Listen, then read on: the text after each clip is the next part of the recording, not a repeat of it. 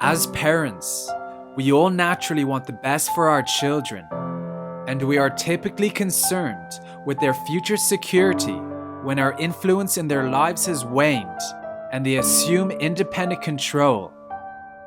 In the context of contemporary society, financial security dominates the great majority of people's concerns.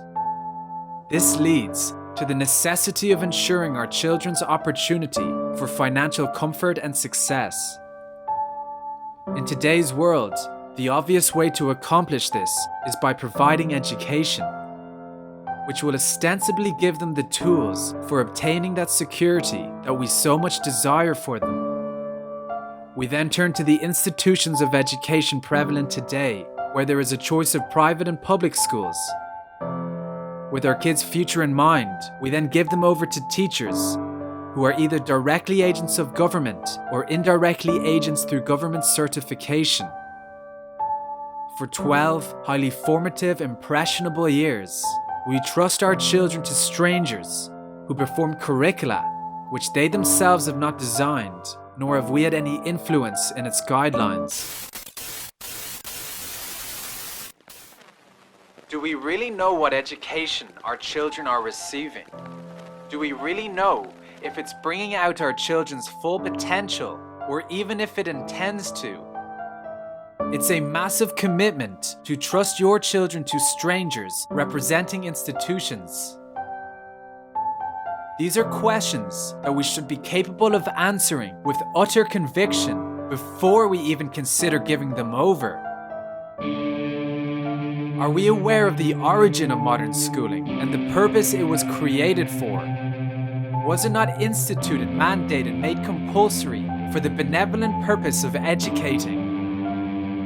Again, these are questions that should be answerable.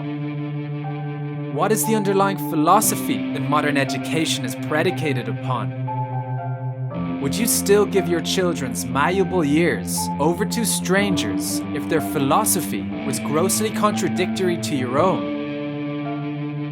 These are questions in which the answers have to be known. Otherwise, you are ignorantly and blindly trusting your children to government, so-called experts, and the powers that be. This documentary will attempt to answer these questions.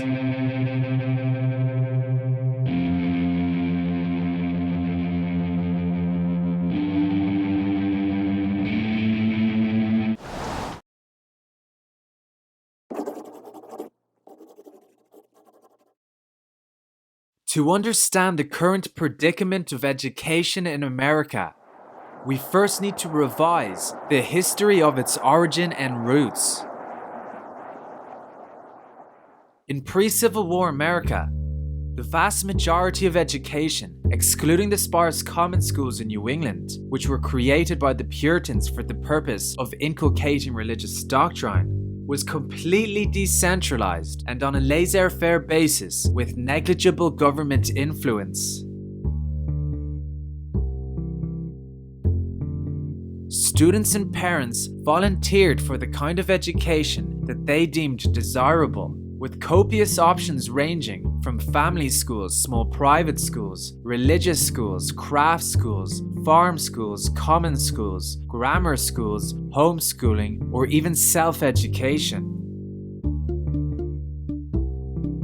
In his book, The Underground History of American Education, John Taylor Gatto writes, "Looking back, Abundant data exists from states like Connecticut and Massachusetts to show that by 1840, the incidence of complex literacy in the United States was between 93 and 100%. According to the Connecticut Consensus of 1840, only one citizen out of every 579 was illiterate. And an article in the Journal of Education of 1828 gave this accounting of American literacy. Our population is 12 million. For meeting the intellectual wants of this 12 million, we have about 600 newspapers and periodical journals. There is no country, it is often said, where the means of intelligence are so generally enjoyed by all ranks and where knowledge is so generally diffused among the lower orders of the community as in our own. The fact of the matter is that the advent of public schooling was not the cause of an educated America, that before the introduction of government schooling and compulsory laws, ordinary Americans were highly literate and highly educated. And of the 117 men who signed the Declaration of Independence, the Articles of Confederation, and the Constitution, 1 out of 3 had only a few months of formal schooling, and only 1 in 4 had gone to college. It is therefore not surprising that the United States Constitution made no mention of education in its provisions. Its framers left education to the volition of the individuals.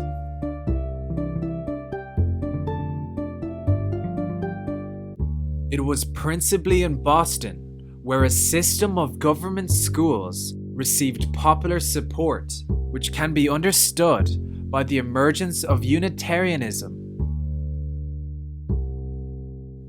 Unitarianism postulated that education was the panacea to eradicate evil because the creation of an institution to improve the character of man could eliminate ignorance, which in turn would eliminate poverty, which then would eliminate social injustice, and then finally, abolish all crime. However, they concluded that only a government system of education could undertake this ostensibly beneficent task. For private schools were administered by individuals who might have entirely different views concerning the nature of man, and were forced by economic reality to concentrate solely on teaching skills rather than molding the children's character.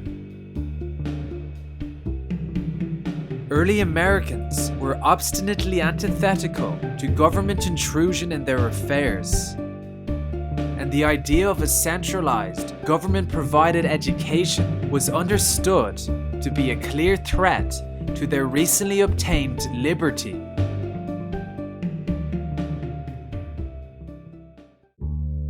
However, serendipitously for the Unitarians and public school advocates, contemporaneous developments in Europe during the early 19th century conveniently created a political climate conducive to the course of action the Unitarians were to pursue. The emergence of nationalism during the 19th century allowed the concept of a national system of education to become a widely accepted tenet of statist policy. In 1806, Holland became the first country to create a national system of public education. And in 1819, the Prussians followed suit, adopting a centralized state system that was to become the very model the Unitarians would espouse to implement in America. Meanwhile, during the emergence of nationalism in Europe, an Englishman named Robert Owen began publishing his provocative ideas on social reform. He would later become known as the father of modern socialism. Owen came to public prominence through his unconventional administration of the spinning mills in New Lanark, Scotland, where he established a community for his workers and their families that provided conditions idyllic for their time. However, perhaps the most notable provision was Owen's construction of his school, called the Institute for the Formation of Character, and a subsequent infant school established a year later. Like the Unitarians, he had radical ideas on how to improve the human race, and again like the Unitarians, it necessitated schooling the children.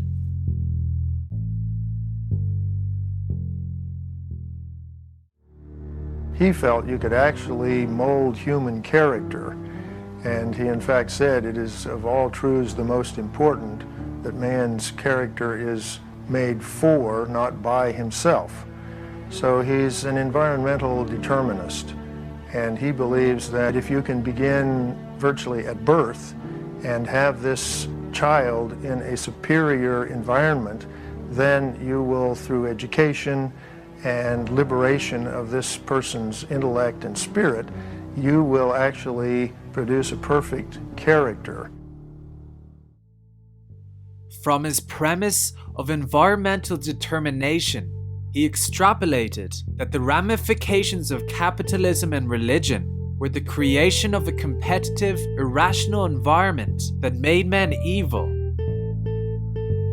The remedy was simply to inculcate a penchant for cooperation and rationality, and to negate selfishness and superstition.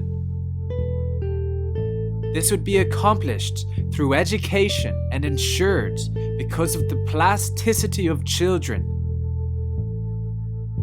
Children are, without exception, passive and wonderfully contrived compounds, which by due preparation and accurate attention, founded on a correct knowledge of the subject, may be formed collectively into any human character.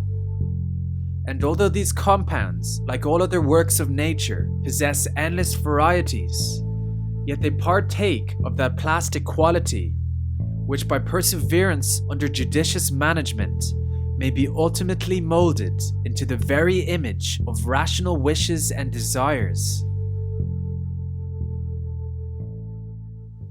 Ironically, in 1825, the first experiment in modern secular communism took place in the United States, when Robert Owen left Scotland to create a social utopia in New Harmony, Indiana. By 1826, 1 year after the commencement of the community, the preliminary phase was deemed a success, and Owen instituted full communism at New Harmony.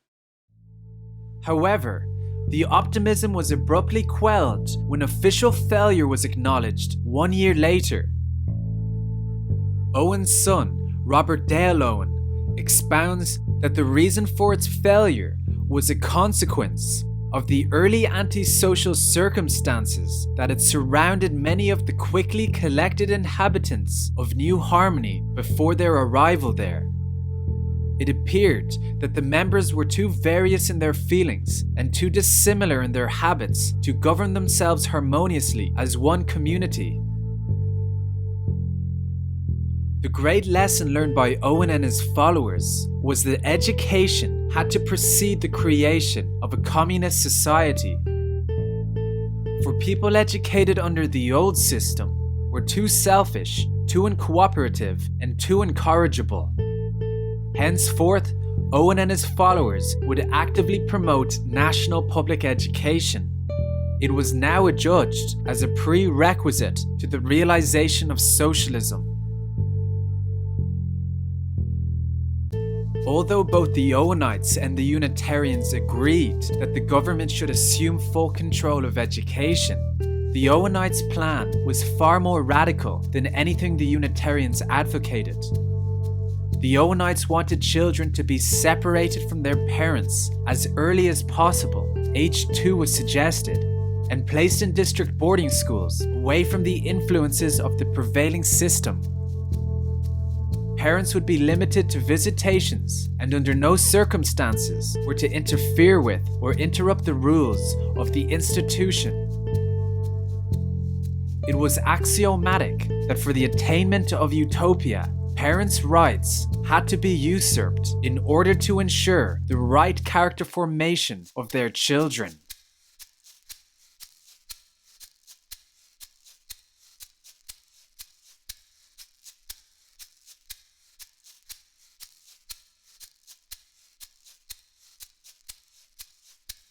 And so, by the 1830s, there were principally two parties that vigorously advocated public education: the Socialists and the Unitarians. The Socialists saw public education as an instrument for the reformation of human character, which was now a prerequisite to the realization of socialism, whereas the Unitarians saw this institution as the means for perfecting man and eradicating evil. Also worth mentioning is that below this tier of influence also contained a large group of religious conservatives and educators who favored government schooling. The religious conservatives were intent on utilizing public education to maintain the predominantly Protestant Anglo-Saxon culture against the rising tide of Catholic emigration. And the educators saw a lucrative centralized market for their textbooks and paraphernalia, occupational security, and better salaries through the concomitant taxes. Four parties with four agendas. Despite all the above, there was extensive opposition to the introduction of government education, and they consisted of entrepreneurs, conservative legislators, taxpayers, and most importantly, those who opposed government infringements on individual freedom.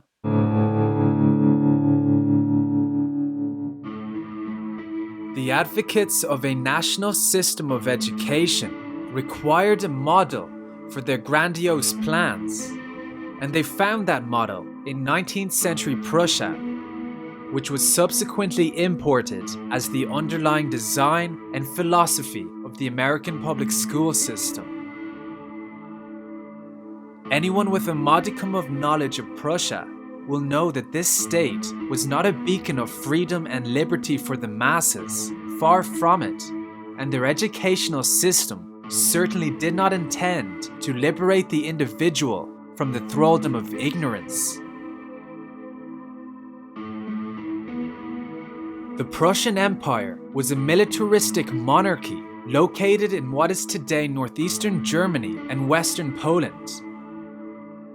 By the 1800s, it emerged as one of the greatest military powers in the world, known for their obedience, diligence, and regimentation, which one can partly ascribe to the philosopher Johann Fichte and the impact of the Napoleonic Wars. Fichte wrote a series of, it was over a dozen public essays to the Prussian king from, let me say 1808 to about 1818. They're called Addresses to the German Nation. And the provocative event that set the first one off was the Prussian army, which was the Prussian economy, renting soldiers, stealing other people's stuff, had been whipped by Napoleon's amateur army at the Battle of Jena in 1806. And Fichte said it was because this demon imagination was loose among ordinary soldiers, and in situations they would override the orders from headquarters about what to do, and that's why we lost. Fichte blamed the infiltration of Enlightenment beliefs as the primary reason for the downfall. He called for remedial action through the absolute revision of public schooling. In a word, it is total change of the existing system of education that I propose as the sole means of preserving the existence of the German nation. Fichte elaborated that education must get to the source of human nature. It must exert an influence penetrating to the roots of vital impulse and action. Traditional education had failed because it had relied upon and appealed to the student's free will. I should reply that very recognition of and reliance upon free will in the pupil is the first mistake of the old system. Fichte then went on to repudiate individualism and called for its eradication. By means of the new education, we want to mold the Germans into a corporate body which shall be stimulated and animated in all its individual members by the same interest. Instead, he advocated that education should inculcate the pure love of duty for its own sake. In place of that love of self, with which nothing of our good can be connected any longer, we must set up and establish in the hearts of all those whom we wish to reckon among our nation that other kind of love, which is concerned directly with the good, simply as such and for its own sake.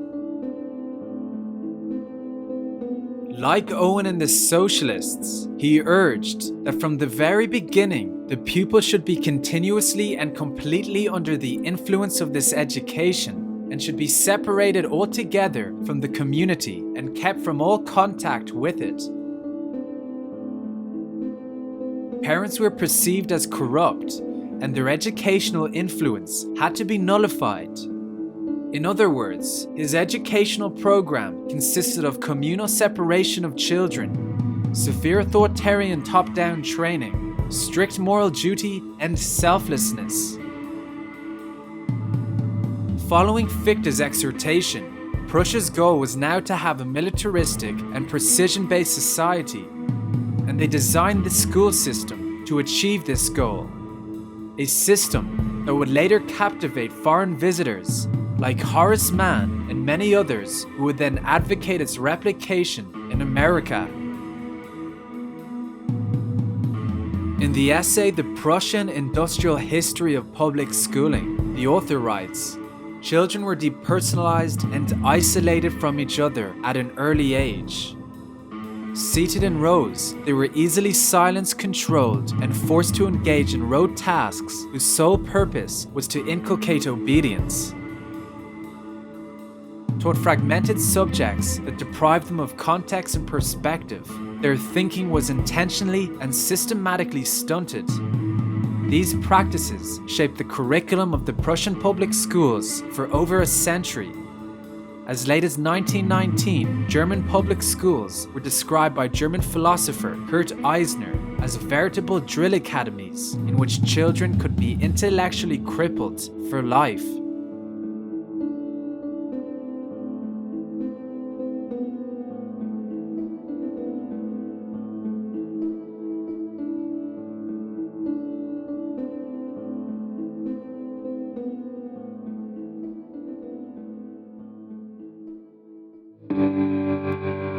By the mid-1830s, the political and intellectual class supporting public education had decided that the American system should be molded after the Prussian one, despite the system's oppressive, statist features.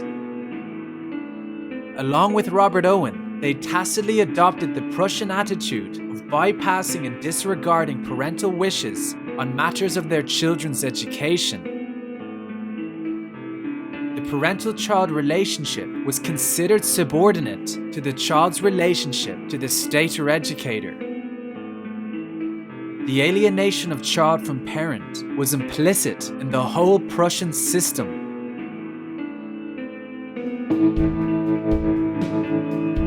And in 1852, Massachusetts became the first state to make school attendance compulsory along the lines of Prussian standards, heralding the epoch of American acceptance of government-controlled education. By 1918, 66 years after the first ratification of forced schooling in Massachusetts, 48 states had enacted compulsory school attendance laws along the lines of Prussian standards, which finalized the total government takeover of American education.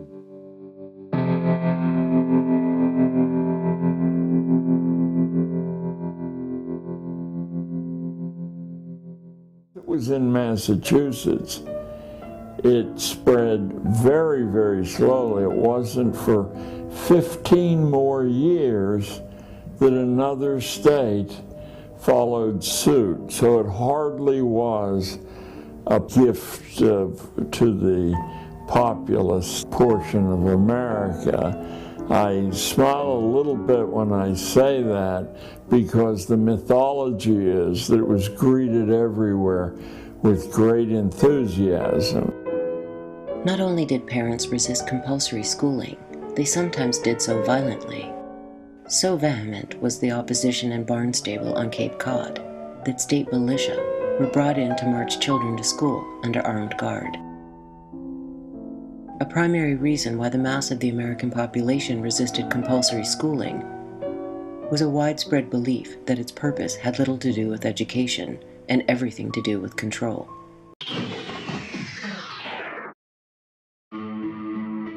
The acceptance of government intrusion in education reflected America's gradual move from a once libertarian constitutional republic to the now prevalent democratic statism. Influential to this radical transformation was the philosophy imbibed by the many Americans who, in their captivation of Prussia, were exposed to German idealism. Perhaps most seminal was the work of George Wilhelm Friedrich Hegel. Hegel, along with Fichte and von Schelling, belonged to the period of German idealism in the decades following Immanuel Kant. Since the rise of Kant in German philosophy over 200 years ago, there has emerged a philosophical dichotomy relating to the nature of the state, society, and culture. In the United States, Britain, and France, philosophy is predicated on the individual and the rights of the individual. Whereas in Germany, from the time of Kant through Fichte and Hegel up to 1945, the root philosophy has been universal brotherhood, rejection of individualism, and opposition to Western liberal thought in almost all its aspects. German idealism was the underlying foundation of Karl Marx's work and the left Hegelians, as well as Bismarck, Hitler, and the right Hegelians. Anthony Sutton, in his book, elaborates, "From the Hegelian system of political thought, alien to most of us in the West, stem such absurdities as the state seen as the march of God through history, that the state is also God, that the only duty of a citizen is to serve God by serving the state, that the state is absolute reason, that a citizen can only find freedom by worship and utter obedience to the state." Hegelian absurdities have thoroughly penetrated the US educational system under pressure from such organizations as the National Education Association and major foundations.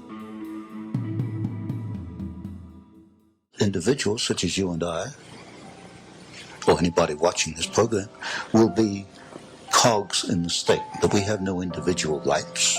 Our rights for Hegel, individual rights for Hegel, come about through obedience to the state.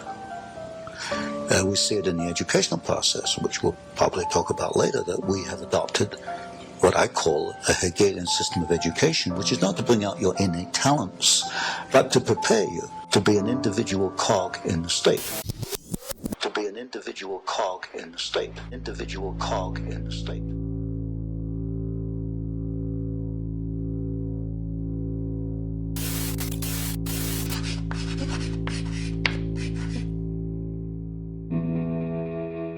Today's education stems from Hegelian social theory combined with experimental psychology. The origin of this conflation can be ascribed to Wilhelm Wundt's work at the University of Leipzig, Germany. Prior to Wundt, psychology was regarded as a branch of philosophy and consequently conducted primarily by rational analysis. Disenchanted with this approach, Wundt founded experimental psychology, in which he imitated the experimental methods used by the natural sciences. He then established the world's first psychological laboratory in Leipzig in 1879, which is generally considered as the official beginning of psychology as a field of science distinct from philosophy and physiology. Wundt is important in the history of American education for the following reasons.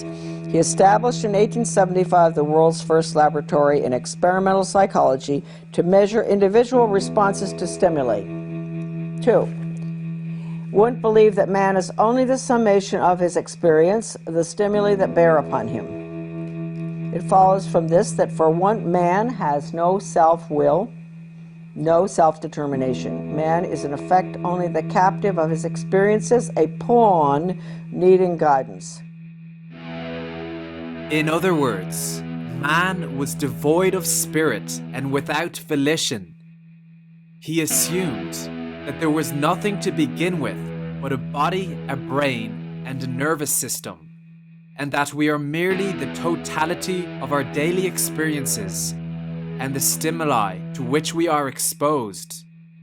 The ramifications of his premise meant that education should now become the process of exposing the student to meaningful experiences through which the individual will learn to respond to any given stimulus with the correct response. Wundt's thesis laid the philosophical foundation for the formulation of the principles of conditioning and behaviorism, which, as we'll see, are crucially influential in the current establishment of schooling. Besides Wundt's theoretical contribution, his second major impact was that he produced the first generation of researchers, professors, and publicists in the new psychology. Many in turn went on to establish schools of education or departments of psychology, where they trained a plethora of PhD students throughout Europe and the US in the new science. Among some of the influential American students of Wundt were G. Stanley Hall, who organized the psychology lab at Johns Hopkins in 1887, James McKean Cattell, who became the professor and administrative head of psychology at Columbia University, James Baldwin, who set up the psych lab at Princeton, Charles Judd, who became director of education at the University of Chicago, and James Earl Russell, the president of Teachers College at Columbia. Wundt's work can be perceived as an adjunct to Hegelian philosophical theory, wherein Hegel viewed the individual as a valueless cog in the state. Wundt expanded this denigration to include man as nothing more than an animal controlled by daily experiences.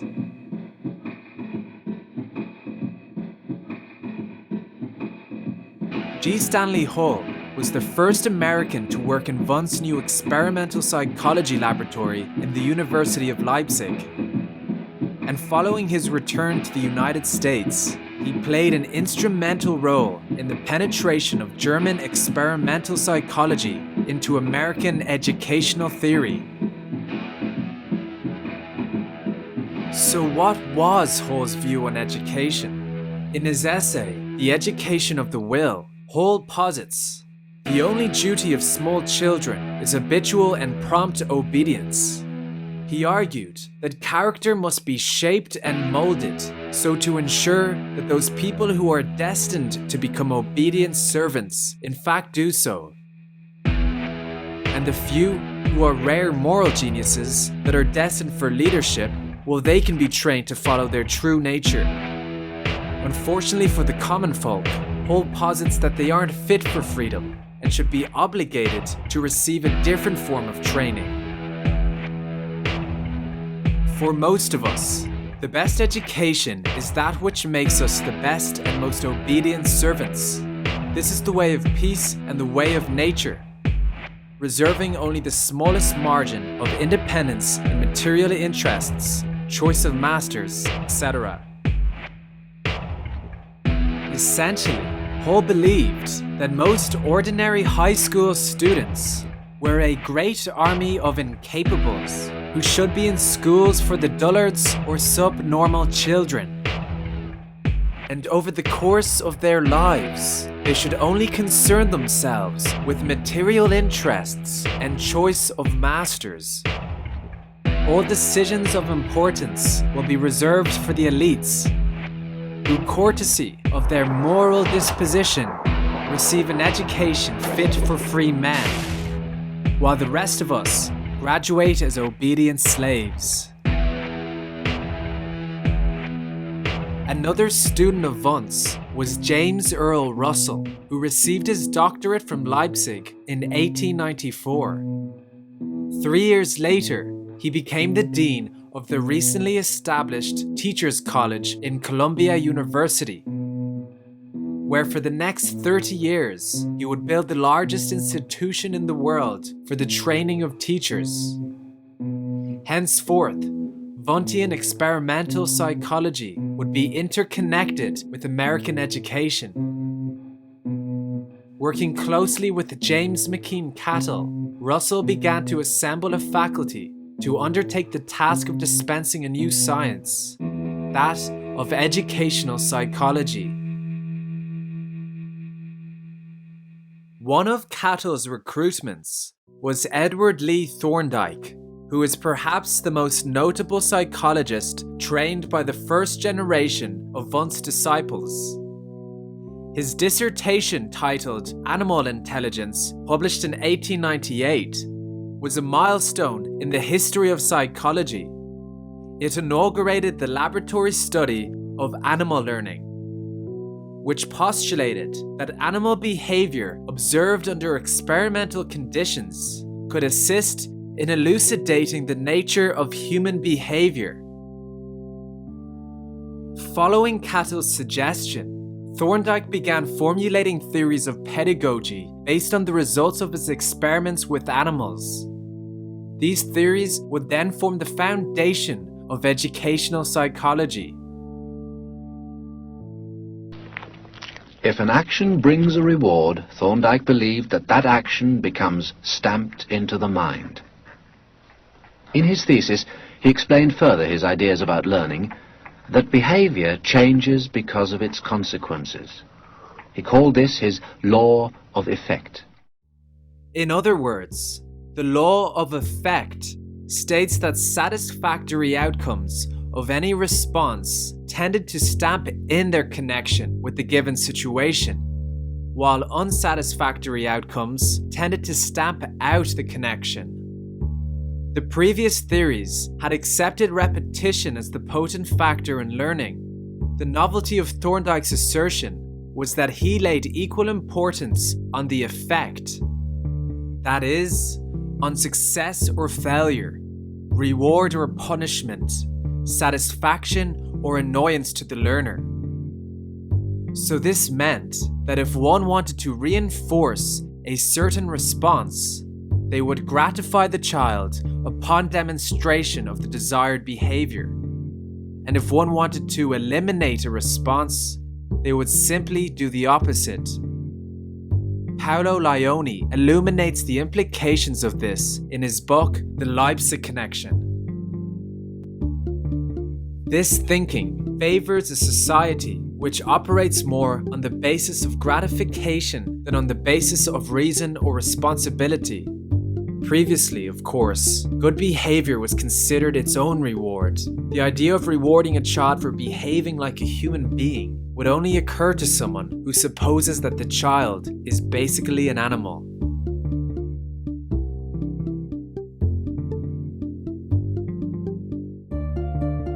The new science of education would solely focus on training the students to react in situations with the behavior the scientists deemed correct.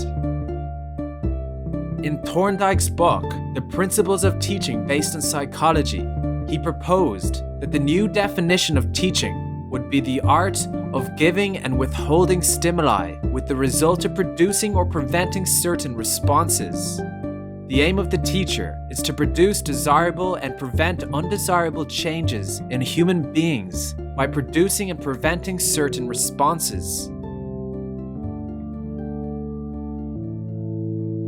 Thorndike, like many other social scientists of the day, was convinced that utopia could only be achieved when power was invested in men of superior intellect and virtue.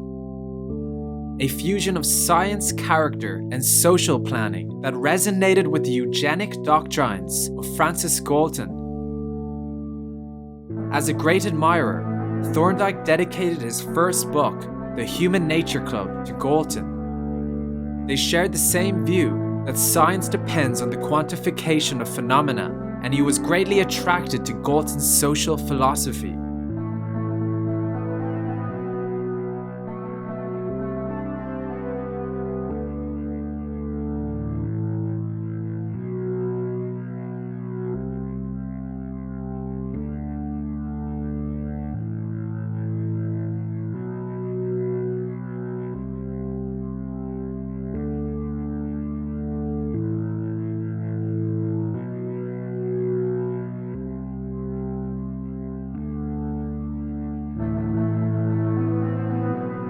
Throughout Thorndike's writings, the supposition that human ability is largely determined by birth acts as a theoretical premise from which he continuously draws the conclusion that progress depends on identifying and training each person for the social role to which they are most suited.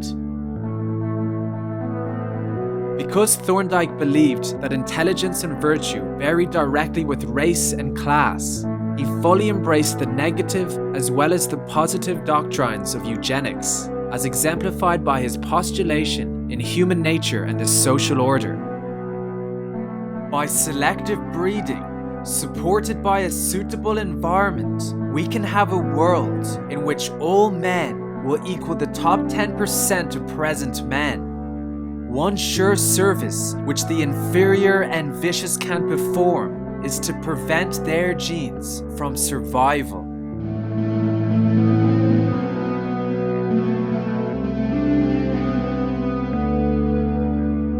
This is a man who was incontrovertibly influential in the establishment of modern education, and he is certainly not alone in his sentiments.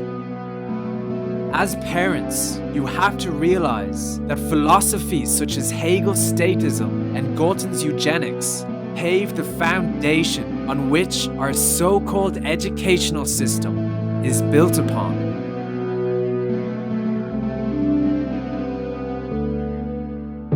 While Thorndike developed and formulated the science for the new education, John Dewey imparted the social aims for the new school, which came from his admiration of Hegelian philosophy and socialism. It followed that the priority of the new school would be social cohesion. Well, what was John Dewey's curriculum? He said we have got to downgrade the literacy skills. We've got to downgrade the academic skills. And we've got to emphasize the social skills.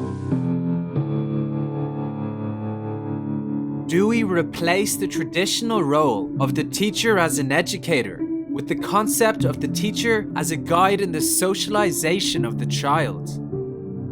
That is, to lead each youngster to adapt the specific behavior required of him in order for social cohesion within the group. From this, we can infer that Dewey's education is not child-centered. It does not place the enhancement of the individual's cognitive abilities as paramount, but instead, it prioritizes social ends, which translates into a state-centered educational system. Because for the Hegelian, social ends are always state ends. Anthony Sutton elucidates the schism between parents and the state. This is where the gulf of misunderstanding between modern parents and the educational system begins. Parents believe a child goes to school to learn skills to use in the adult world. But Dewey states specifically that education is not a preparation for future living. The Dewey educational system does not accept the role of developing a child's talents, but contrarily, only to prepare the child to function as a unit in an organic whole. In blunt terms, a cog in the wheel of an organic society. Whereas most Americans have moral values rooted in the individual, the values of the school system are rooted in the Hegelian concept of the state as the absolute.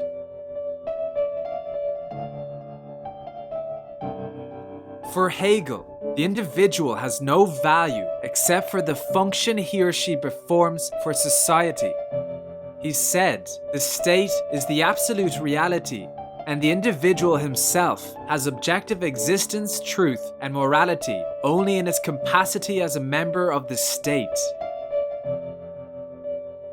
Extrapolating from Hegel's premise, John Dewey believed that education's priority was to prepare the individual to fit into society, rather than develop the individual's innate talents. This is not an educational system. This is a system of indoctrination.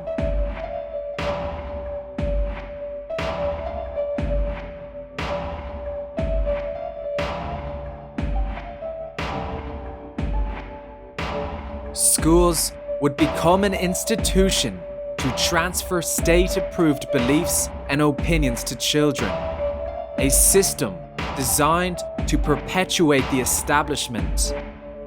Maintaining the social order would be its fundamental purpose, so inculcating obedience was paramount, along with teaching children to believe in authority, bow down to authority, and never question authority. The individual would be indoctrinated to obey the state, obey the collective, and submit to the social order.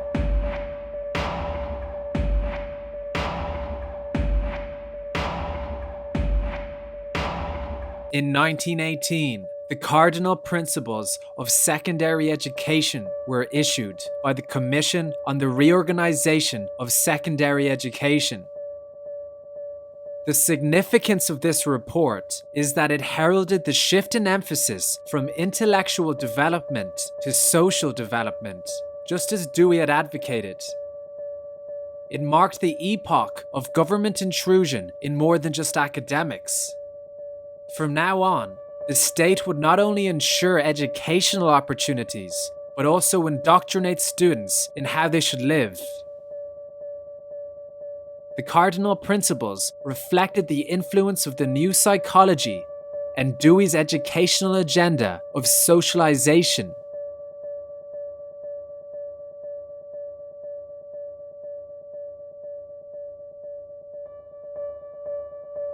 I have something here.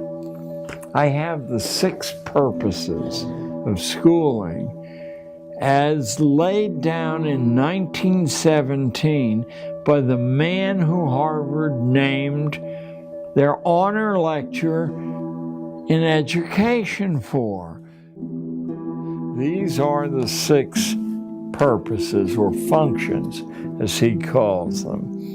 The first he calls the adjustive function. Schools are to establish fixed habits of reaction to authority. Number 2 he calls it the integrating function, but it's easier to understand if you call it the conformity function. It's to make children as alike as possible, the gifted children and the stupid as alike as possible. The third function he calls the directive function. School is to diagnose your proper social role and then to log the evidence that here's where you are in the Great Pyramid so that future people won't allow you to escape that compartment.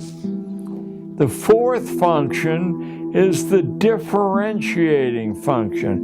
Because once you've diagnosed kids in this layer, you do not want them to learn anything that the higher layers are learning. So you teach just as far as the requirements of that layer. Number 5 is the selective function. What that means is what Darwin meant by natural selection. You're assessing the breeding quality of each individual kid. You're doing it structurally because school teachers don't know this is happening. And you're trying to use ways to prevent the poor stuff from breeding. And those ways are hanging labels, humiliating labels around their neck, encouraging the shallowness of thinking, And the 6th is the propaidutic function, that to continue a social form required some people being trained that they were the custodians of this.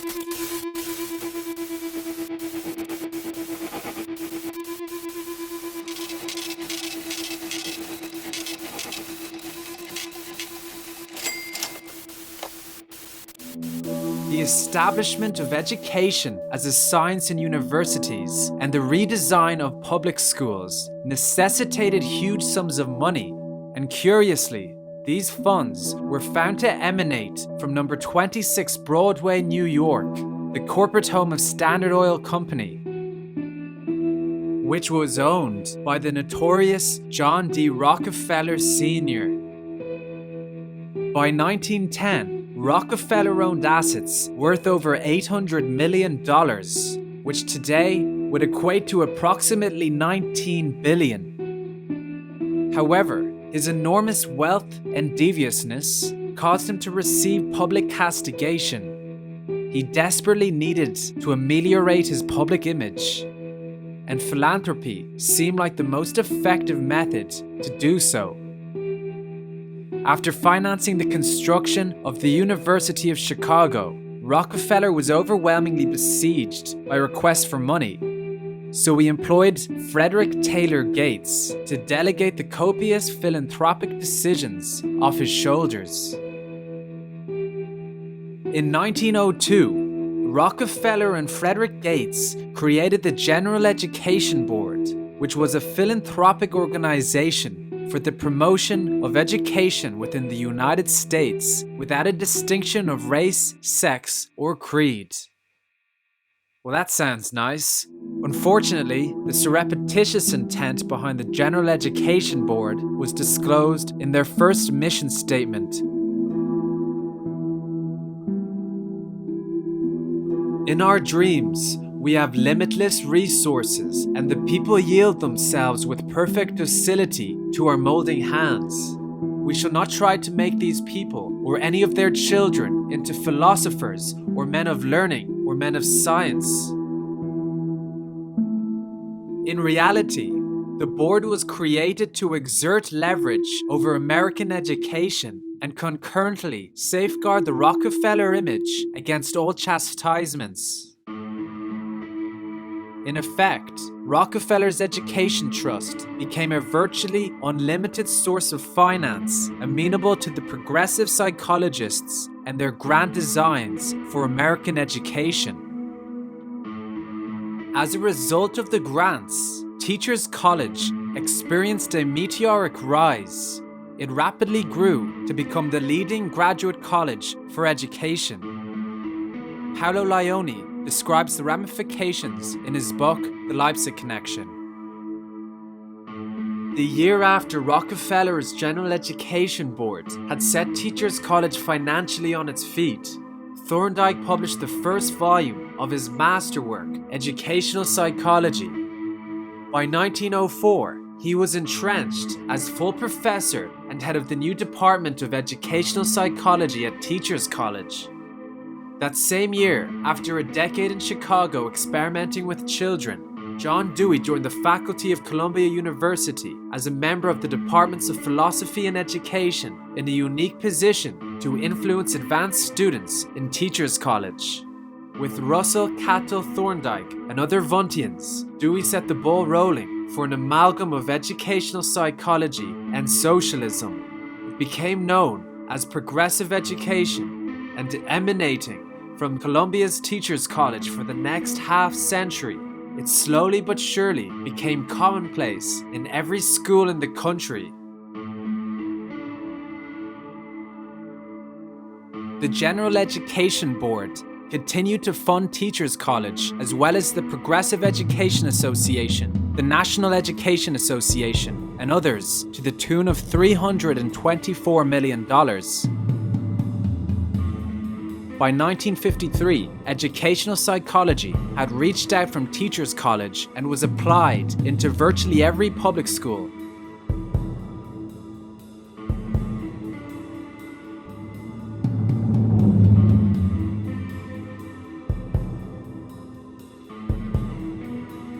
In 1913, the 62nd Congress created a commission to investigate the role of these new large foundations. After a year of testimony, it proclaimed, "The domination of men, in whose hands the final control of a large part of American industry rests, is not limited to their employees, but is being rapidly extended to control the education and social services of the nation." The commission elucidated how the foundation wields such influence. The giant foundation exercises enormous power through direct use of its funds, free of any statutory entanglements, so they can be directed precisely to the levers of a situation. This power, however, is substantially increased by building collateral alliances which insulate it from criticism and scrutiny. Perhaps even more illuminating was the 1954 congressional investigation into foundations. Known as the Reese Committee, its mandate was to mount a comprehensive inquiry into both the motives for establishing foundations and their influence on public life. Unfortunately, national newspapers lambasted the new investigation, and coupled with other potent political adversaries, the committee was forced to end prematurely. But not before Norman Dodd, the chief investigator, presented his report and revealed his incendiary findings. That what we had uncovered was the determination of these large endowed foundations through their trustees to actually get control over the content of American education. That effect was to orient our educational system away from support of the principles embodied in the Declaration of Independence and implemented in the Constitution. You have spoken before about some interesting things that were discovered by Catherine Casey at the Carnegie Endowment. She came back at the end of 2 weeks with the following on dictaphone belts. We are now at the year 1908, which was the year that the Carnegie began operations. And in that year, the trustees, meeting for the first time, raised a specific question, which they discussed throughout the balance of the year in a very learned fashion. And the question is there any means known more effective than war, assuming you wish to alter the life of an entire people? And they conclude that no more effective means than war to that end is known to humanity. So then in 1909 they raised the second question and discussed it, namely, how do we involve the United States in a war? Then finally they answer that question as follows: we must control the State Department. Then time passes and we are eventually in a war, which would have been World War I. And at that time, they record on their minutes a shocking report in which they dispatched to President Wilson a telegram cautioning him to see that the war does not end too quickly. And finally, of course, the war is over. At that time, their interest shifts over to preventing what they call a reversion of life in the United States to what it was prior to 1914, when World War I broke out. At that point, they come to the conclusion that to prevent a reversion, we must control education in the United States. To them, it is too big for them alone, so they approach the Rockefeller Foundation with the suggestion that that portion of education which could be considered domestic be handled by the Rockefeller Foundation, and that portion which is international should be handled by the endowment. And they then decide that the key to the success of these two operations lay in an alteration in the teaching of American history. And then toward the end of the 1920s, the endowment grants to the American Historical Association $400,000 for a study of our history in a manner which points to what can this country can it look forward to, the last volume of which is, of course, in essence, a summary of the contents of the other six. And the essence of the last volume is the future of this country belongs to collectivism administered with characteristic American efficiency. Like Robert Owen and John Dewey, the Rockefeller Foundation and the Carnegie Endowment actively sought to transform American society from the once individual liberty-based community to Hegelian collectivist statism, a system where your children only have value in their capacity as a member of the state. It was obvious that no one would voluntarily concede their inherent rights as an individual to a centralized power structure. So it was adjudged that the control of education would permit the indoctrination of future generations with a collectivist, docile, and obedient penchant, which would concoct conditions conducive to the manifestation of a control system, the global society that you have been born into today.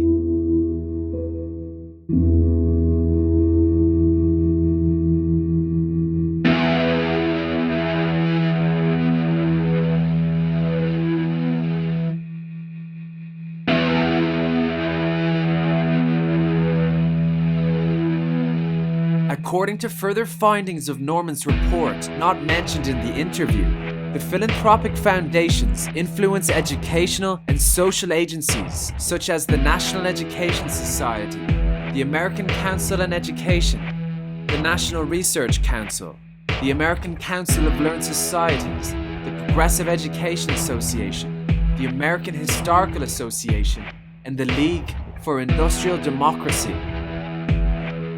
By bestowing grants, they assume effective control over organizations through the threat of withholding money and by deciding what organizations receive vital funding and which don't.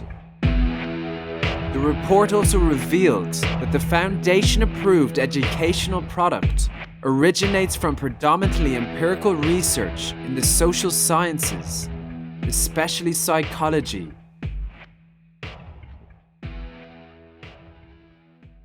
In the first decades of the 20th century, a small group of famous academics, symbolically led by John Dewey and Edward Thorndike of Columbia Teachers College, Elwood Cubberley of Stanford, and a handful of others, together with their corporate and financial allies like J.P. Morgan, Vincent Astor, Commodore Whitney, Andrew Carnegie, and John D. Rockefeller, decided to bend government schooling to the service of business and the political state, as it had been done nearly a century before in Prussia.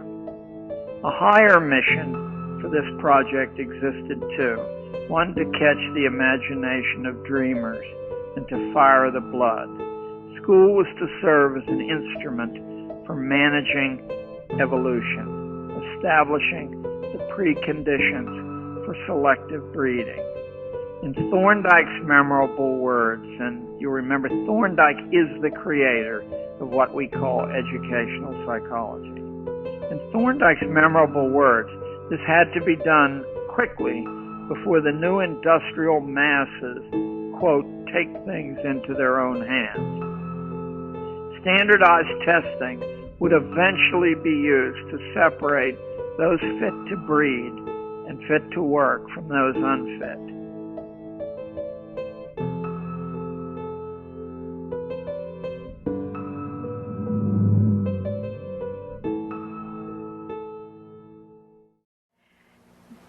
The plan is to move education away from what we have right now, which is traditional education. That's, you have so many Carnegie units, you had 4 classes of math and 4 classes of English and so many classes of history to graduate, to what is called outcome-based education.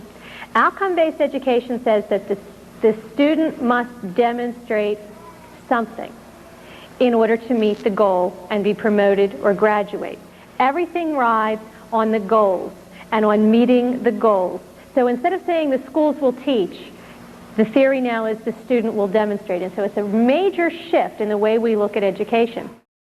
To understand the current model of education practiced today, that is the outcome-based system, we still have to cover a few more seminal psychologists, starting with Russian physiologist Ivan Pavlov, a former student of Leipzig University, who conducted Nobel Prize-winning research on digestion.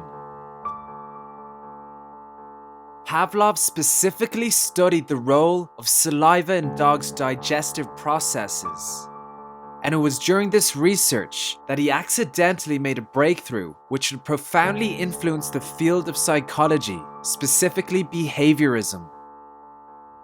He had stumbled upon the phenomenon called the conditioned reflex, whereby systems of physical function thought to be fixed biologically, like the salivation of dogs, could in fact be rewired to arbitrarily administered stimuli, like a metronome or bell. More technically described, the conditioned stimulus, the bell, acquired the ability to produce the response, salivation, because it was paired or associated with the unconditioned stimulus, the meat. What had happened was that the dogs had made a connection between the sound of the bell and the anticipation of food. A new behavior had been conditioned. This is termed as classical conditioning. As we'll see, Pavlov's research is the foundation on which others like John B. Watson and B.F. Skinner have developed their ideas, which was effectively the application of the laws of conditioning to human beings, akin to what Pavlov applied to animals.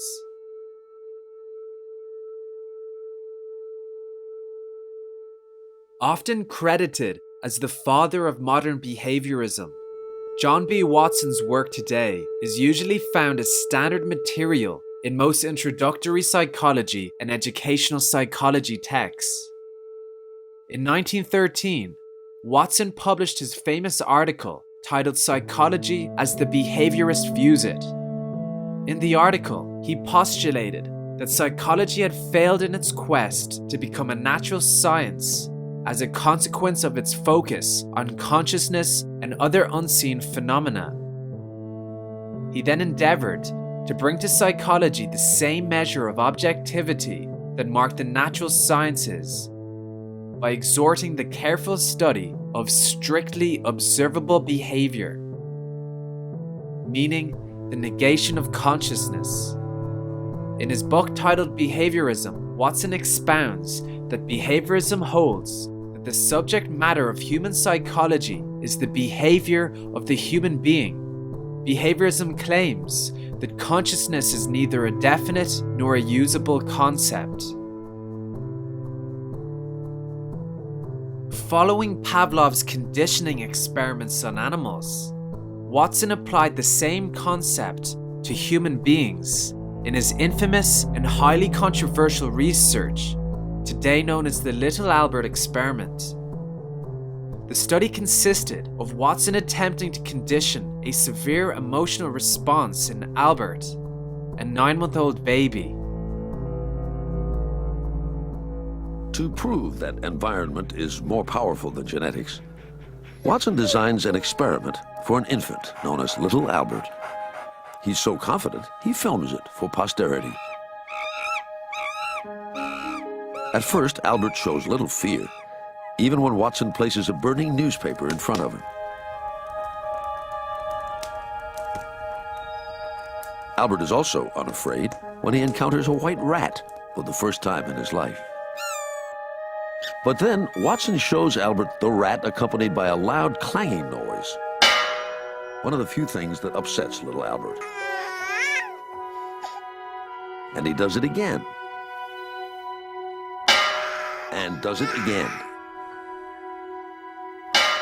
Eventually, Albert learns to fear not just the rat, but all furry things, even without the loud noise. In Watson's mind, the Little Albert experiment is a success because it proves that fears are learned, not inherited. This experiment demonstrated that Watson was able to create a new stimulus-response link. When Albert saw white, furry objects, the conditioned stimulus, the loud noise, produced a conditioned response of fear. This study is generally presented as evidence that even complex behaviors, such as emotions, can be conditioned through the manipulation of one's environment. Watson in behaviorism informs us that the interest of a behaviorist in man's doings is more than the interest of the spectator who wants to control and manipulate other natural phenomena. It is the business of behavioristic psychology to be able to predict and to control human activity. Why is it not surprising that this train of thought led to the rapid introduction of behaviorism into educational psychology, and then eventually the majority of American public schools?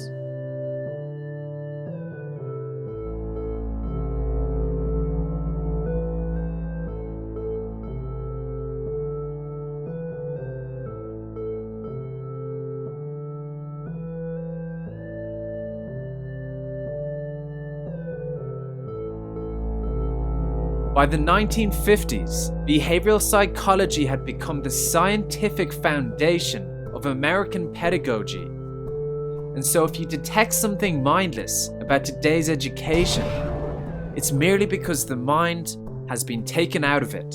Only visible behavior counts.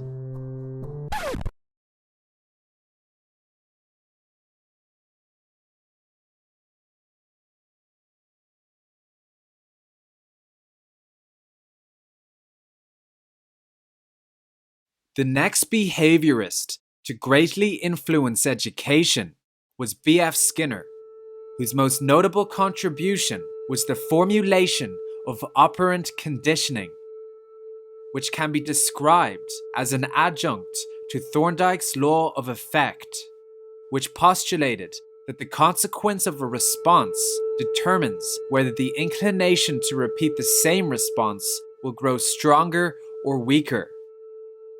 Skinner's input was the introduction of reinforcement into the law of effect, which is defined as an extrinsic consequence that increases the probability that a behavior will reoccur. While some scientists engineer shiny new consumer goods for an eager public, Harvard psychologist B.F. Skinner seeks nothing less than the engineering of human nature. In experiments with subjects as simple as pigeons, Skinner declares that with the right social engineering, we can create a new breed of human being. Skinner is firmly in the behaviorist tradition pioneered by John Watson in the 1920s. Like Watson, Skinner contends that with the right tools, we can predict and control behavior. He develops a system called operant conditioning to prove that a behavior will be repeated by a subject when rewarded. Repetition leads to reinforcement. Reinforcement to changes in behavior. This hungry pigeon is moving about more or less at random. Sometimes it turns its head to the left. When it does, we reinforce that movement by giving the pigeon access to a dish of grain. Skinner then waits for it to turn further. Again, more food. Ultimately, the pigeon will turn in a complete circle, having learned that only when he turns will he be rewarded. And Skinner believes that if it works for pigeons, why not people? In Skinner's mind, behavior is behavior, up and down the evolutionary scale, and it is all learned. One of the great successes is in education. People are taught to do more complicated tasks than anyone had thought possible by breaking down behavior into small steps and giving positive reinforcement along the way.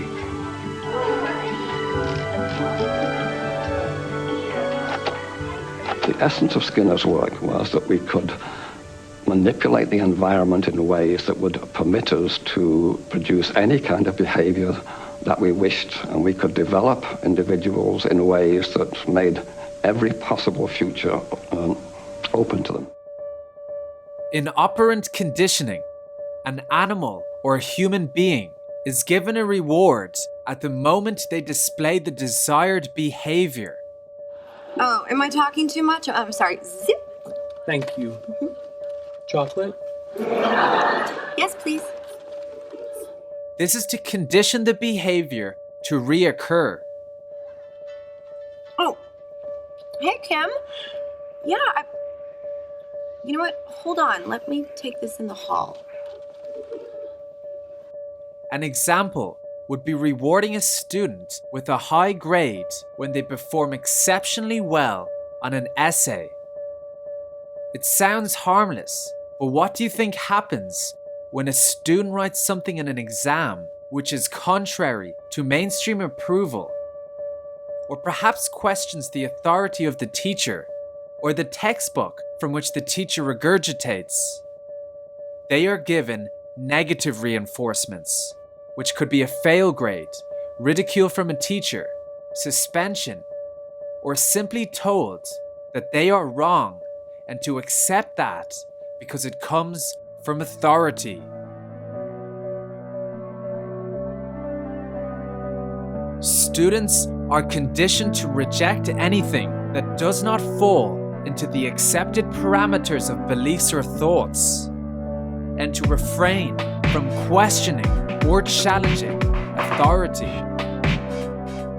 Just like the Prussian educational system that was exported to America, the intent of all government educational systems throughout the world is to cultivate a docile, obedient citizenry. For if the people ever learn to question the validity of authority, then the institutions of control, such as government, may cease to exist. The utilization of theories predicated on the observation of animals assumes that the behavior of rats, pigeons, and dogs can accurately explain the behavior of humans. Skinner said that humans learn behavior the same way that the pigeon learned to turn in a complete circle. And again, like the pigeon, humans can be conditioned by the same methods, and their choices can be controlled. Not surprisingly, this premise is highly controversial, with many opponents contending that we can't generalize from studies on animals, since human physiology and anatomy is inextricably different, and these studies omit the human potential for reason, patience, memory, self-control, and all the other concomitants of human consciousness. Others hold this premise as veracious solely in situations where the tasks are close to the animalistic level of mechanical activity, which would mean that by using these behavioristic techniques on students, they are seemingly reducing education to the animalistic level of learning. That is why you do not become educated by going to school. It's oxymoronic. Schools cultivate animal consciousness. Education cultivates human consciousness. Unfortunately, under Skinner's influence, educational psychology in the United States leaned heavily towards behaviorism and operant conditioning. So henceforth, teachers assumed the role as animal trainers rather than guides in academic learning. Students became dependent on extrinsic rather than intrinsic rewards. And most nefarious of all, students were now susceptible to being controlled and molded in the wishes of whoever exerted influence over the government. Today, teachers are forced to follow a prescribed script of instructions, preventing any room for variation, creativity, or ingenuity. The fact is that the teacher is a performer of a government foundation-approved pre-written script, and upon completion of the delineated outcomes, they receive a reward to reinforce what they've learned. Does this sound like education? Or does it sound like animal training?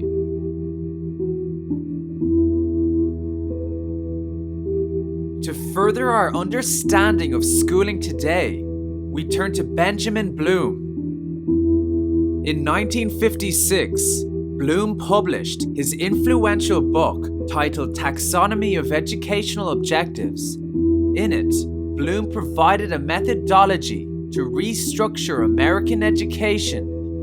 In Bloom's own words, it was a tool to classify the ways individuals are to act, think, or feel as the result of some unit of instruction, and that the teacher's role was to ensure that every student attained the specified objectives delineated by government. That's the Skinner method, performance-based, results-based. That's all what you can do. Not what you know in your head. They don't want children to think or know anything, no history. It's what you can do for the good of the global economy. It's all about conforming to the standards set by the curriculum. So upon graduation, you are ripe to fit into the state and perform a role for the aggrandizement of the state.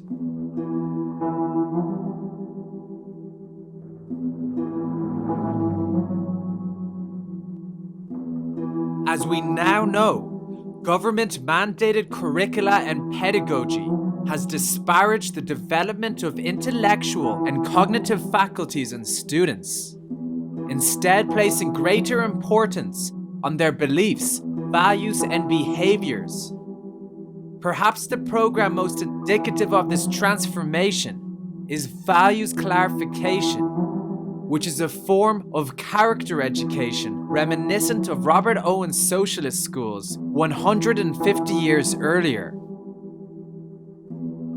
However, it is not primarily concerned with people's held values per se, but the actual process of establishing values, and it's predicated on moral relativism, which postulates there exists no right set of values. Moral relativism is a belief system that asserts there is no global, absolute moral law that applies to all people for all time and in all places.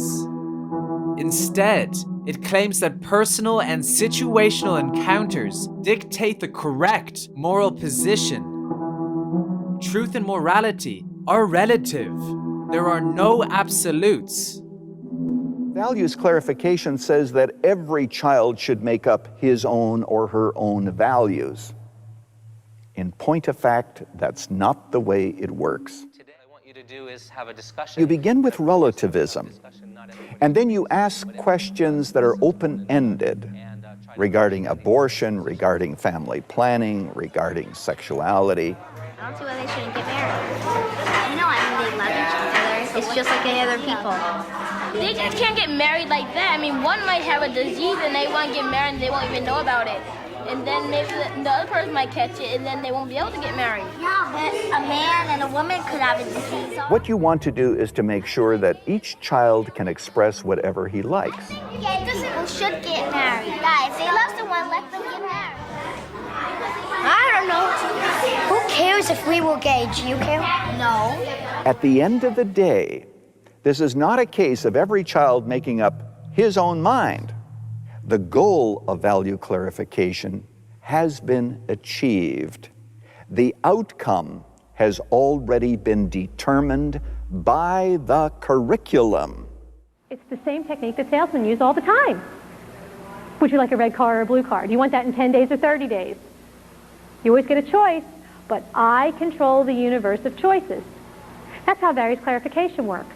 If I control the universe of choices, I can mold someone's behavior. And they always think that they thought it up by themselves because they didn't realize that I controlled the box. That's why values clarification is wrong, because it makes the child think that they made up their own mind when they really didn't, because I gave them some very concrete guidelines inside of which they had to make up their mind. And it's a very valid way of changing a behavior. Beside the fact that values clarification is flagrantly a far step from the original purpose of schools, and the state for that matter, the paramount reason to reject this exercise is because it espouses the relativity of moral values. This relativistic view of morals is extremely dangerous because it means any moral position can be rationalized and justified by inferring that there exists neither objective morality nor truth. If you've ever wondered why contemporary society is so decadent and so immoral, you now know one major contributing factor: state-controlled education. You see, the state wants citizens who subscribe to moral relativism, and it makes sense. How else would individuals accept illegal wars of aggression or arbitrary laws written by men? How else would society at large accept that a class of individuals has the moral authority to accost, transgress, kidnap, assault, and even kill other people with impunity? This is why atheism had to be the religion of public schools, because it's much harder to indoctrinate students into relativism who believe in an absolute, objective moral law bestowed by a higher power. This is the Bettendorf survey. It goes with understanding and appreciating others. Are you male or female? What year are you? This is given to high school students. Do you regard yourself as a bigot? Which of the above do you think would be most likely to eliminate an entire race? Who has most influenced the way you feel about other races? With whose influence have you most strongly disagreed? If you could eliminate an entire race, would you? Which one? Also perilous is that values clarification allows the acceptance of two contradictory moral positions to be held by the students, since there's no such thing as right and wrong. And it contains no adequate criteria by which to resolve value disagreements. In the end, children are left devoid of absolute morals and incapable of resolving any conflicts. The system of government schooling, most used throughout the world today, known as outcome-based education, is ultimately an amalgamation of Benjamin Bloom's mastery learning, Skinner's behavior modification, and values clarification.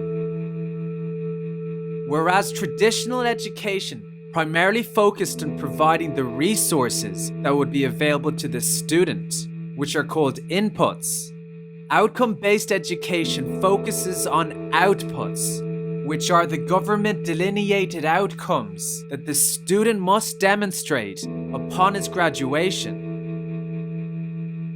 In other words, the state doesn't just provide the finance and resources, but now prescribes the content, goals, and the general purpose of education. So, the EQA was the basis for curriculum planning for all the districts in the state. And it was a mandatory test. The districts had to take it because they had to base their long-range plan on it in order to get their state money. What did the EQA test? The EQA tested first the 10, then the 12 quality goals of education. When we looked at the EQA, parents thought it was testing reading, writing, self-esteem, citizenship. It tested locus of control, whether you are an internally motivated person or an externally motivated person, whether you stand up against a crowd or whether you go with the flow. And they scored it. There was a right answer to the attitude questions. The right answer was go with the flow. I would join the group if A, my best friend were a member of the group. Child could say yes, no, or maybe. The correct answer was yes. I would join the group if all the popular kids were members of the group. Yes, no, or maybe. The correct answer was yes. I would join the group if my parents would ground me if they found out. The correct answer was no. You are supposed to avoid punishment, but you are supposed to honor commitments to friends and go with the group. The goal was collectivism. Get it? Under communism, virtually everything belongs to the state. The individual has little right to own property or to plan his own life. He's told where to work with his employer. Little freedom to leave his job or seek a better one.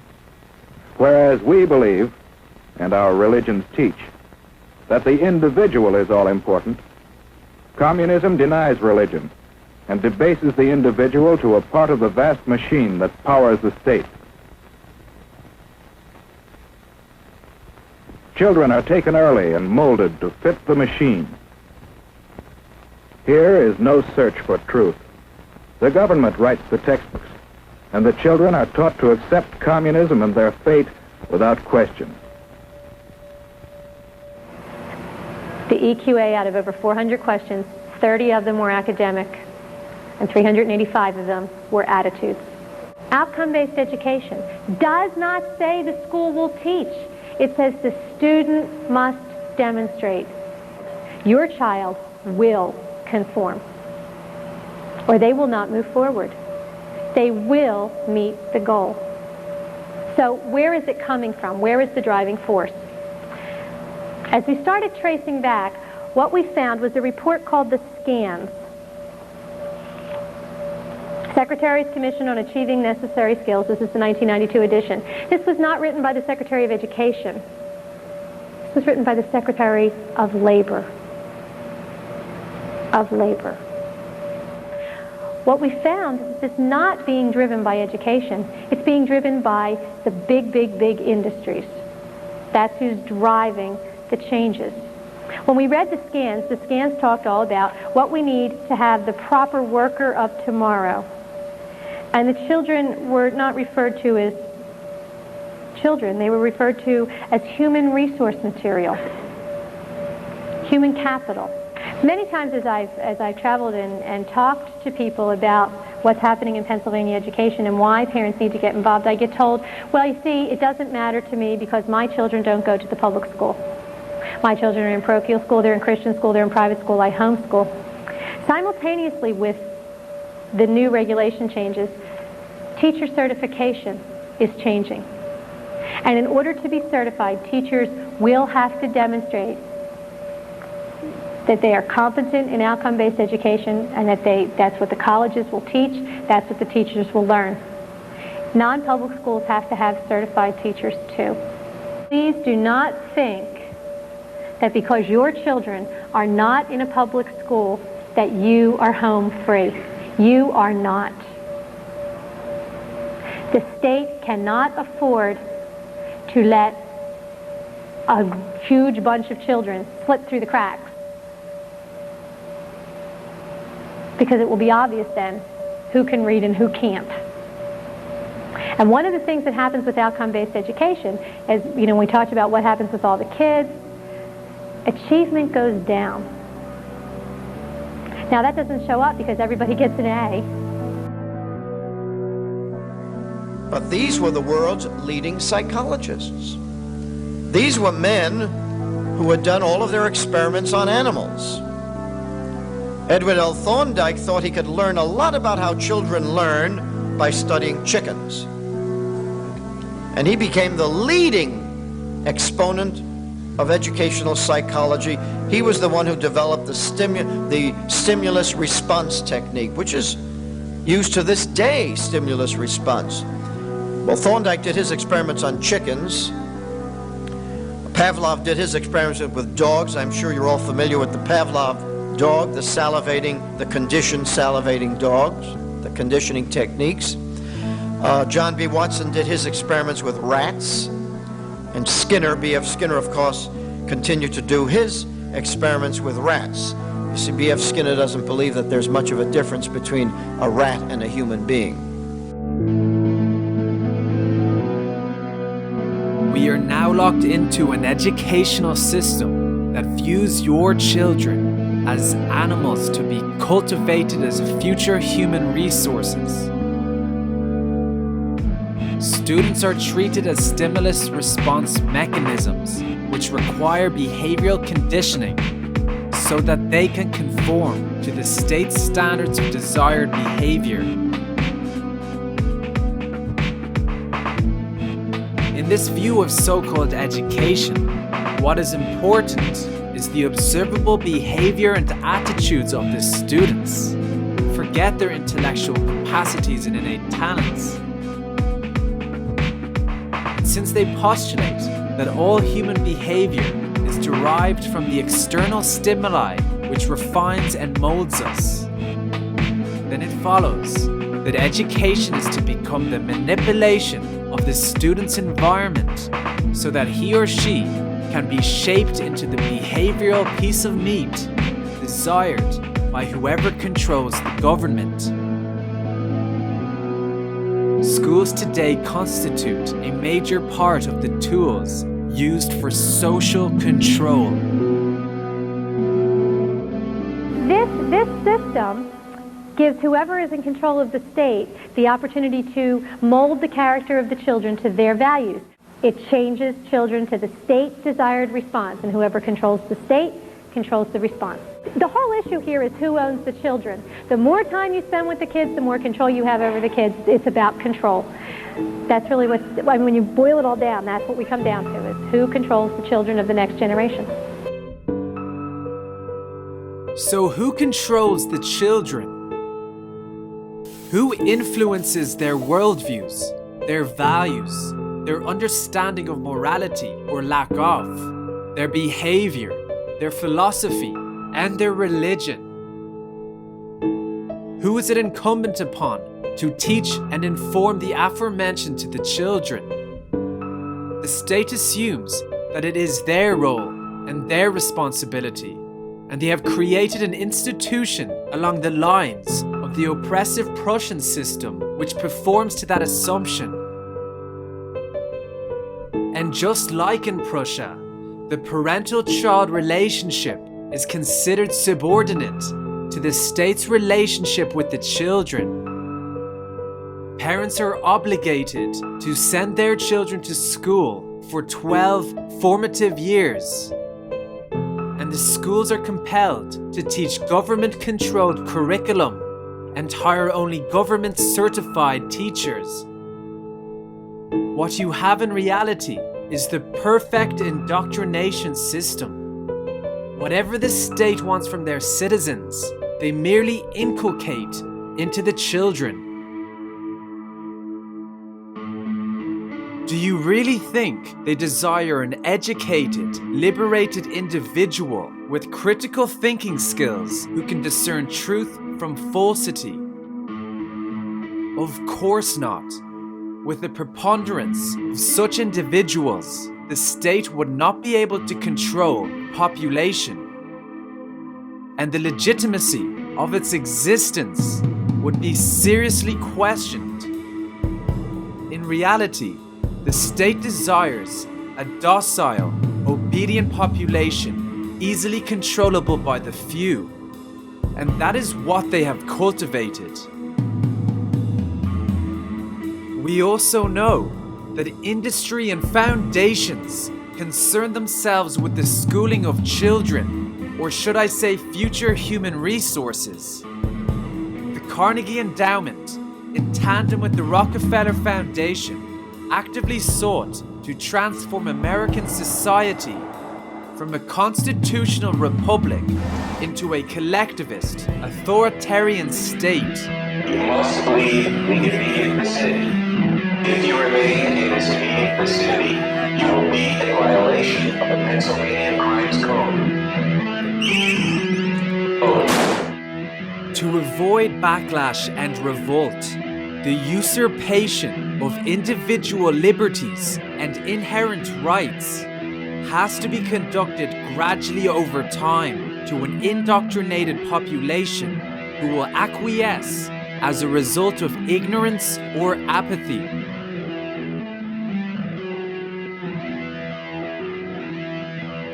The means they concluded that would accomplish this agenda was the altering of American history and the control of the American educational system. The rewriting of American history would allow them to de-emphasize and obfuscate liberty and its concomitant absolute principles fought for and established in early America. And the government takeover of American education, coupled with their money and influence, publicly and privately, would allow them to shape and mold the character and behavior of the children, using the pedagogical methodologies based on experimental psychology and behaviorism.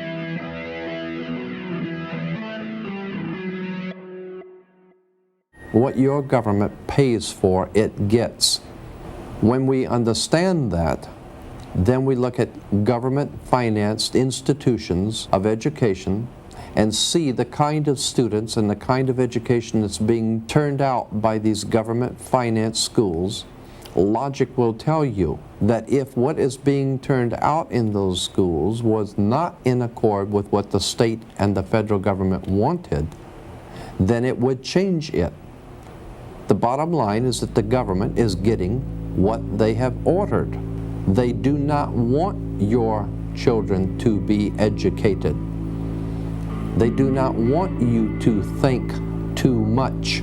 That is why our country and our world has become so proliferated with entertainments, mass media, television shows, amusement parks, drugs, alcohol, and every kind of entertainment to keep the human mind entertained, so that you don't get in the way of important people by doing too much thinking. But there's a reason. There's a reason. There's a reason for this. There's a reason education sucks, and it's the same reason that it will never, ever, ever be fixed. Because the owners of this country don't want that. I'm talking about the real owners now. It's the big, wealthy business interests that control things and make all the important decisions. Forget the politicians. They're an irrelevant. The politicians are put there to give you the idea that you have freedom of choice. You don't. You have no choice. But I'll tell you what they don't want. They don't want a population of citizens capable of critical thinking. They don't want well-informed, well-educated people capable of critical thinking. They're not interested in that. That doesn't help them. That's against their interest. That's right. You know something? They don't want people who are smart enough to sit around the kitchen table and figure out how badly they're getting fucked by a system that threw them overboard 30 fucking years ago. They don't want that. You know what they want? They want obedient workers. Obedient workers. I quoted the Trilateral Commission view of the educational system, namely it's a system of indoctrination of the young. And I think that's correct. It's a system of indoctrination of the young. That was the way the liberal elites regard it, and they're more or less accurate. So the educational system is supposed to train people to be obedient, conformist, not think too much, do what you're told, stay passive, don't cause any crisis of democracy, don't raise any questions, and so on. That's basically what the system is about.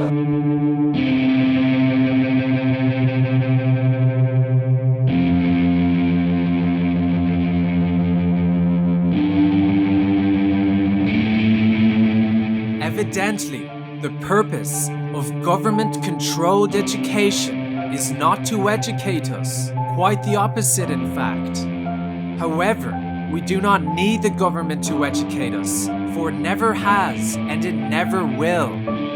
Opportunely, as human beings, we are endowed with all the requisite faculties to ensure our own education independently. And it is imperative, now more than ever, that we cultivate and utilize that innate potential, and in turn give our children the tools and understanding so they can do the same.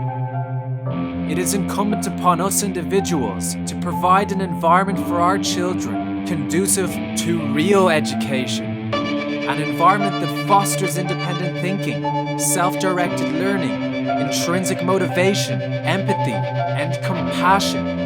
All the tools needed for the realization of every human's innate potential. A potential that is anathema to those who wish to control. Because once realized, the conscious human being is limitless, boundless, uncontrollable, and inexorably evolves out of the state of thraldom and servitude into the state of freedom and liberty. It is up to you.